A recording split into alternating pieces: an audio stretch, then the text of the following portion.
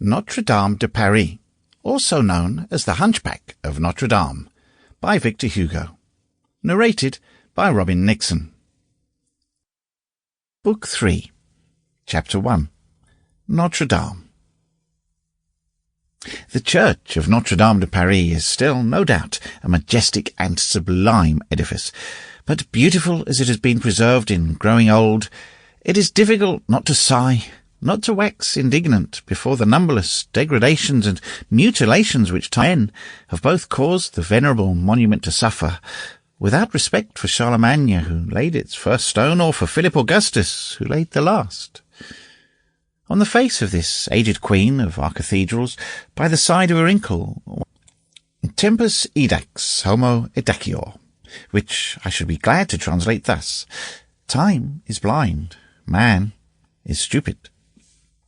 If we had leisure to examine with the reader one by one the diverse traces of destruction imprinted upon the old church, Time's share would be the least, the share of men the most, especially the men of art, since there have been individuals who assumed the title of architects during the last 2 centuries. And in the first place, to cite only a few leading examples,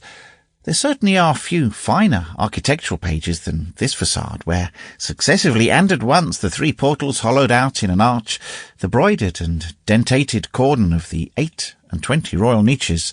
the immense central rose window, flanked by its 2 lateral windows, like a priest by his deacon and subdeacon, the frail and lofty gallery of trefoil arcades,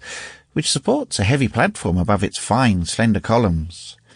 and lastly, the 2 black and massive towers with their slate penthouses, harmonious parts of a magnificent whole, superposed in 5 gigantic stories, develop themselves before the eye in a mass and without confusion, with their innumerable details of statuary, carving and sculpture,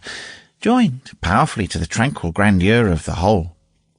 A vast symphony in stone, so to speak, the colossal work of one man and one people, altogether one and complex, like the Iliads and the Romanceros, whose sister it is, prodigious product of the grouping together of all the forces of an epoch where, upon each stone, one sees the fancy of the workman, disciplined by the genius of the artist, start forth in 100 fashions, a sort of human creation, in a word, powerful and fecund as the divine creation, of which it seems to have stolen the double character, variety,